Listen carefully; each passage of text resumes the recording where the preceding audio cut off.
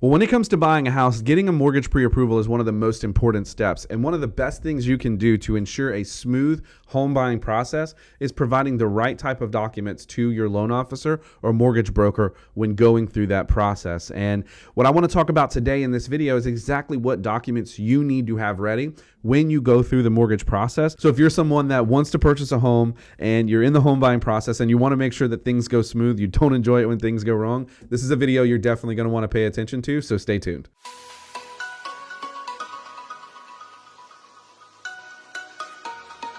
Well, what's up, everyone? This is Channing, local mortgage broker. Today, like I said, we're talking about understanding the documents that are going to be required from you during the mortgage pre-approval process. And it's a very important thing. It's a very important thing to have those documents ready. Before we jump in, would you do me a favor and like this video and subscribe to the channel if you enjoy the content that we're putting out? It makes sure that you don't ever miss anything, but it also tells YouTube to let other people like and love the channel. And we want to grow. We want to reach more people just like you. So without further ado, let's talk about the mortgage pre-approval process, specifically what documents are going to be required when it comes time to getting pre-approved. Now, there's going to be three major categories of documents that your lender or loan officer is going to look for when they're trying to get you pre-approved. Now, just as a side note, before we do this, if you're working with a lender, the world's largest one comes to mind, that doesn't require you to upload any of these documents. So when we go through these documents, if they've not required any of these, you may want to consider working with another lender because it seems like they may not have your best interest at heart. Channing, why do you say that? Well, the documents that are required during the pre-approval process are the same documents that are required during the underwriting process. And so once you go under contract because you've gotten a pre-approval, you have to start spending money on inspections, on appraisals, on different things. You have to start spending time doing certain things. And unfortunately, without these documents up front, the issues that could arise may not be caught for weeks. And so in my opinion, if your lender or loan officer isn't asking you for these things, then they don't care enough about you to make sure that you don't waste your time or your money, and you should find someone else to work with. Now, let's jump in. The first type of document the lenders are going to look for are your income documents. We have to verify that your employment is good and that you make the money that you say you're going to make. And so lenders are typically going to require a few different documents depending on your situation. So pay stubs are definitely going to be required. And with your pay stubs, you need to ensure that the pay stubs are for 30 days. You have 30 days worth of pay stubs. This often means that if you're a weekly paid employee, that you need 5 pay stubs. If you're biweekly, you need 3. And if you're monthly, you need 2. Now, I know that doesn't sound like it makes sense, but typically your pay stubs only cover 28 days if you do the 4 pay stubs or the 3 pay stubs or whatever it is. So by getting that extra pay stub, it makes sure that we have a full month. Your pay stubs also need to include obviously your name, your hourly rate, and then most importantly, it needs to have your year-to-date income on it. And this is especially true for hourly borrowers or people with variable income. We often have to use your year-to-date income. You may make $25 an hour, but we may not be able to base it on 40 hours because over the 5 paychecks or 4 paychecks or 3 paychecks that you've given us, you've only worked 40 hours one time. And so that means your hours are variable. Even if you are full-time, you don't always work 40 hours, and that requires us to have to use the year-to-date income calculation. And honestly, this is a big issue, and it's a reason why a lot of loans blow up in the underwriting process. And so a good loan officer just wants to get ahead of that and make sure that the pre-approval that they do give you is accurate and good and ready. So pay stubs are a big one. W-2s, you're going to need the last 2 years of your W-2s. It's got to have your name, your employer's name, the year on it, right? They need to be official documents, but the W-2s are going to be required. This is different than your tax returns. So if you file your taxes at H&R Block or something, this is not usually something you're going to be able to download from them. This is the document that comes from your employer that you use to file your taxes when you go to H&R Block or TurboTax or your CPA or whoever you're using, right? So you want to make sure that you have those available. So if you're in this process and you're not sure where they are, go ahead and get them located so that you can make sure you have them when the time comes. Next up is going to be tax returns. Now, if you're not self-employed, sometimes we don't need them, but we like to have them because maybe you forgot to tell us that you have a side hustle and it lost $20,000 last year so you could get a tax write-off. Maybe you have a side hustle that makes money that you didn't tell us about. There's a whole host of reasons why your tax returns can be required. Typically, only self-employed and USDA loans are going to require tax returns, but again, as a form of precaution, your lender may ask you for them just to make sure there's nothing on there that could cause your pre-approval to be not good or your loan to get denied. If you are self-employed, it's even more important. So not only do we need your tax returns, the 1040, which is the 2-page document, we actually need all schedules. So if you're a sole proprietor or an LLC, a single owner LLC, typically you're going to be a Schedule C. However, if you're a partnership or you file a more complex tax return, we may also need your business tax returns, your K-1s, your Form 1065s, especially if you're more than a 25% owner. So when we say tax returns, we mean all tax returns that will be required, and that's going to depend on your business structure, how many people are in your business, how many owners, how much you own, all that good stuff. Right in line with that, a lot of self-employed people are self-employed simply because they're 1099 with the company that they work for. So we'll need your 1099s, right? This kind of goes in with the W-2s. So if you're 1099, we need 1099s, not W-2s. If you're talking to a lender, you need to let them know if you're 1099 because you may work for a specific company, but again, 1099 is treated like self-employed. You need to have a 2-year history of that to be qualified for a mortgage for most cases. So make sure you make your lender aware of that. And then if you are self-employed, you could also be required to provide profit and loss statements. Profit and loss statements are the statements that you file. You do your books every month. You file them. You have them quarterly. You have them yearly. We'll need your year-to-date profit and loss statement just to make sure that you're still earning money, so on and so forth. And this requirement has kind of been relaxed as COVID has passed on, but some lenders do still require it. So it should be something that you should be willing to do if you want to get approved for a mortgage. Now, there's 2 other types of incomes that are going to be situation specific, and that's if you're on disability or Social Security. We're going to need your award letter. Now, you get that award letter every single year to tell you how much you're earning and what's coming out and all that stuff. Very important document, and if you do get disability or Social Security, it's typically the only document we need unless you have other types of income, like maybe you're working and you get disability at the same time. But if you're only on disability, like VA specifically, that's actually going to be on your certificate of eligibility. But for everyone else, we're going to need those award letters to prove what your Social Security payment is every year. And on the flip side, alimony and child support. So if you're receiving alimony or child support, which child support's more common for us, then we have to document that you've received that for 6 months, that you haven't missed a beat, and we have to document that it will continue for 3 years. So for instance, if you have a child that's 16 that you're currently receiving child support on, we may not be able to use that income. Good chance we can't, because they're going to age out of the 3-year continuance before, they're only got 2 years left. And so the only way around that typically is if the child support document specifically states that support for the child will continue as long as they're in school or, whatever, until they're 21 or whatever. If it doesn't specifically state that, then you don't have a 3-year continuance. And unfortunately, that type of income is not going to be allowed to be used. All right, next up, the documents that your lender is going to look at are going to be your asset documents. What do you have for a down payment? Where's that coming from? How are you paying your closing costs? How did you pay your escrow deposit, right?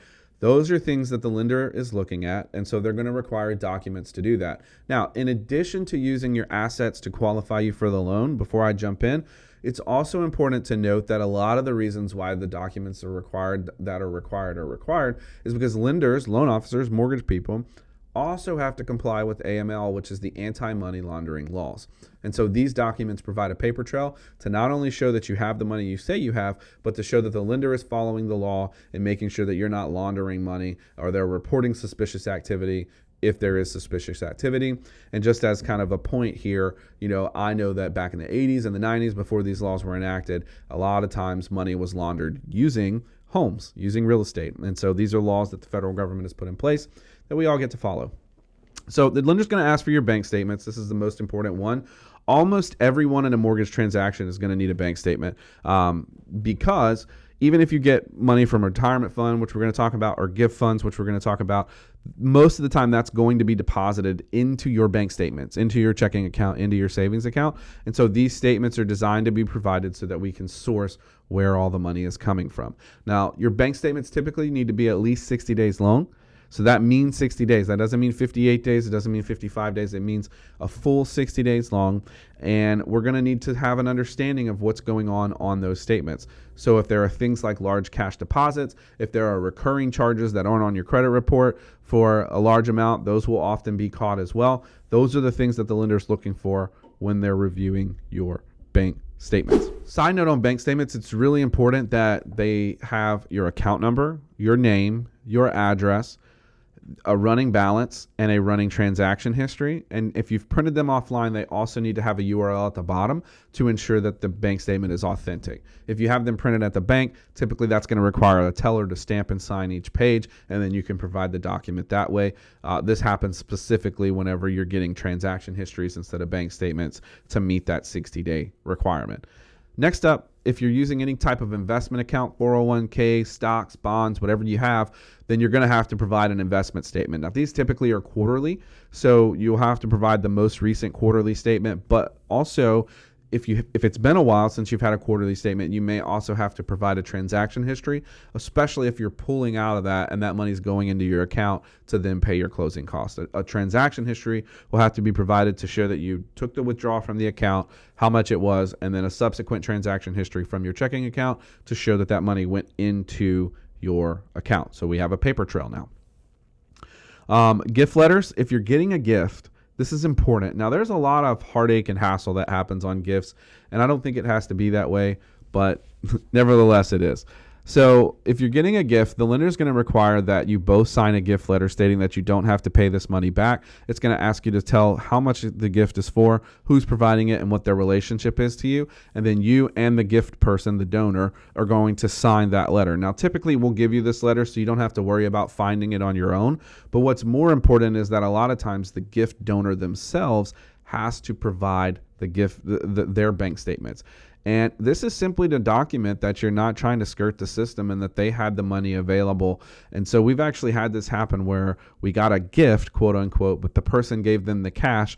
They deposited the cash into their account and then withdrew it as a gift back to the borrower. That's mortgage fraud. And that's one of the things this is designed to stop. And so again, like a lot of things in the mortgage process, the good pay for the bad. So if you're going to get a gift, then you need to let your dad or your mom or your family member know that in addition to signing that letter, good chance they're going to have to provide the lender with bank statements. Hey, if they don't want you to see them, they can email them directly to us. We can send them directly to the underwriter, whatever they want. They can't redact it. They can't black out their transaction balances or their available balance. And it needs to follow the same guidelines as your bank statements. It needs to have their name, their account number, all of that good stuff as well. Another thing you should have readily available is any properties that you own. So there's a section on the mortgage application for real estate owned. If you have a lot, if you own rental properties, if you own any other home, especially in your name, then you need to put that on the real estate owned section, and you need to provide, if it has a mortgage, the mortgage documents, the property tax bills, as well as the annual insurance payment, because these things are going to impact your DTI, and so the mortgage lender is going to want to have them. They run a report that shows if you have any properties during the process, so it's best to just get ahead of it now. That way your pre-approval, again, is complete, and it eliminates, potential issues, or as best we can, during the loan and mortgage underwriting process. So if you own any properties, definitely want to provide that on the mortgage application. But those are the documents we're looking for. Now, I'll just make another side note here. If you have large deposits, you need to be prepared to be asked about those. So the best thing to do is to wait 60 days so you don't have large deposits. But if you do, they need to be sourced. So if it didn't come from an employer or it's like a bonus or something, then there's a good chance we won't be able to use it. So if it's something that you sold or whatever, like I said, there's a good chance we won't be able to use it. Maybe you sold a four-wheeler or a car or something.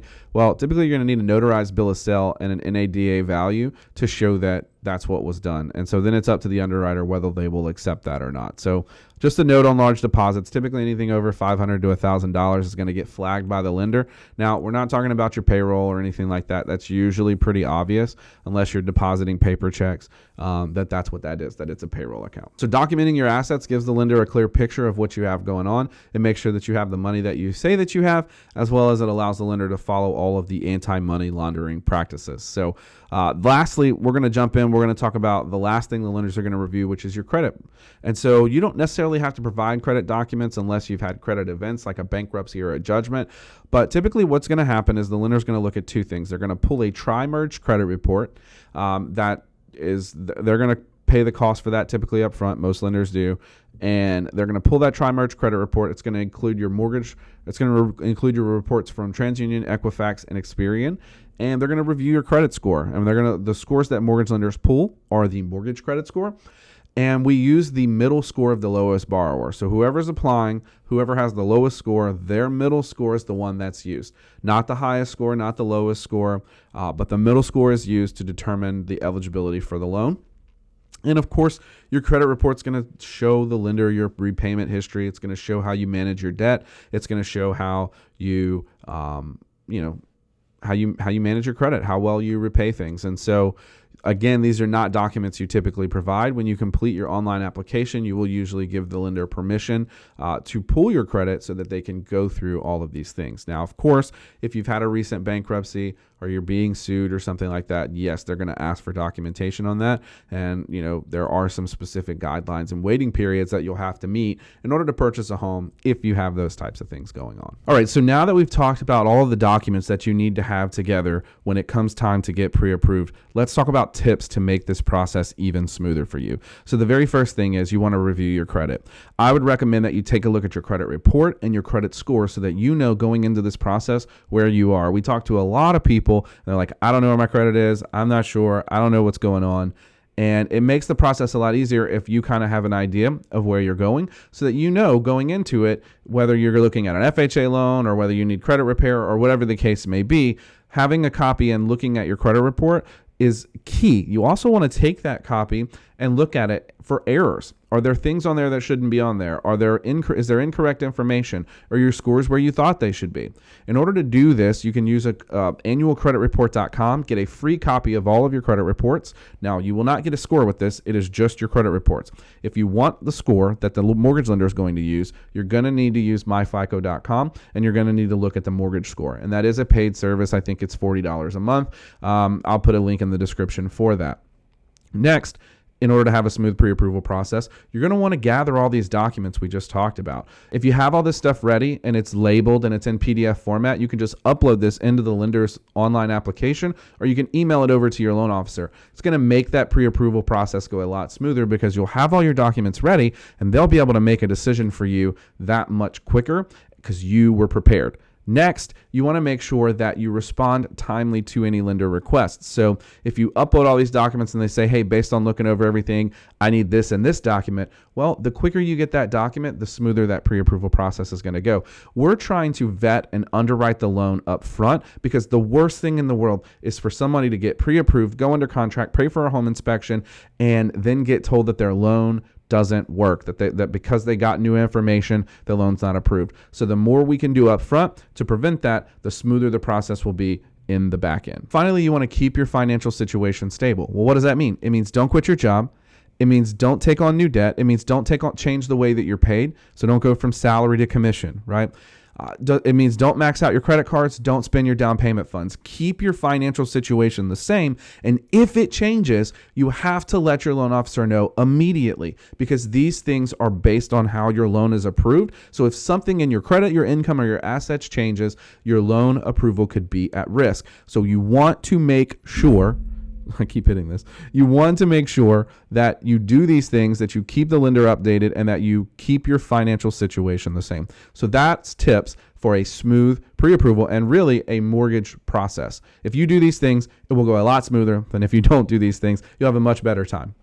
So that's been the video. These are the documents that are required to get approved for a mortgage, to get pre-approved for a mortgage, along with some tips on how to make this process easier. If you've enjoyed this video, please like the video, subscribe to the channel so that you never miss another one. And as a bonus, it tells YouTube, hey, this guy's putting out good content. Really would love to grow the channel. And if you have any questions about mortgages, you can go to the description. You can go to our About section on YouTube. You can set up a call with us to talk about your situation. We'd love to give you a personalized home buying plan. So I'm Channing, and I look forward to talking to you soon.